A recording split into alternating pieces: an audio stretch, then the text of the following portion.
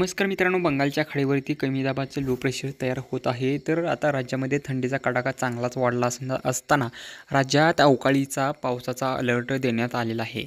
बंगालच्या खाडीवरती कमी दाबाचा लो प्रेशर तयार होत आहे.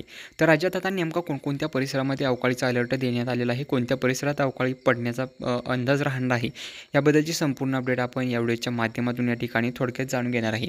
सर्वप्रथम आपल्या चॅनलला सबस्क्राईब करा, या व्हिडिओला लाईक करा आणि आपल्या गावाचे तालुक्याचे नाव कमेंट करा. म्हणजे शेतकरी बांधवांनो आपल्याला त्या ठिकाणी संपूर्ण प्रकारे अंदाज दिला जाईल कमेंटच्या माध्यमातून आणि लाईव्हच्या माध्यमातून तुम्हाला संपूर्ण प्रकारे त्या ठिकाणी अंदाज दिला जाईल. तर आता शेतकरी बांधवांनो, आज आहे आता 20 नोव्हेंबर. आता 20 नोव्हेंबर आहे आणि इथून पुढे 4 ते 5 दिवस राज्यातील वातावरण अतिशय कोरडं असणार आहे. राज्यामध्ये पूर्ण प्रकारे कोरडं वातावरण राहणार आहे. तिथून पुढे राज्यात पावसाला पुन्हा अवकाळीला सुरुवात होणार आहे. तर राज्यामध्ये पुन्हा एकदा अवकाळीचा अलर्ट देण्यात आलेला आहे. कोणकोणत्या भागात अवकाळीचा अलर्ट आहे हे देखील आपण या ठिकाणी आता लाईव्हच्या माध्यमातून एवढ्याच्या माध्यमातून या ठिकाणी पाहत आहे.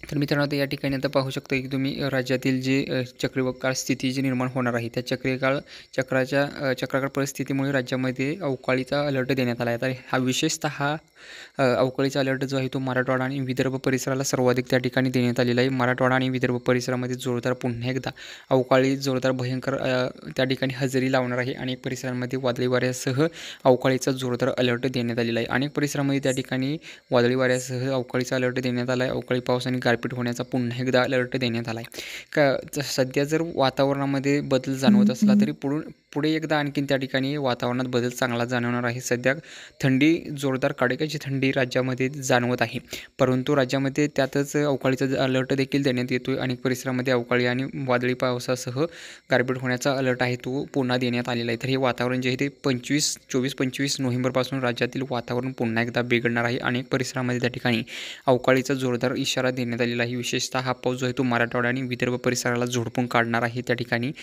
पुन्हा एकदा अवकाळीचा अलर्ट त्या ठिकाणी अवकाळी पुन्हा एकदा त्या ठिकाणी राज्यात अनेक परिसरामध्ये धुमाकूळ घालणार आहे. तर अशा प्रकारचं वातावरण जे आहे ते तयार होणार आहे.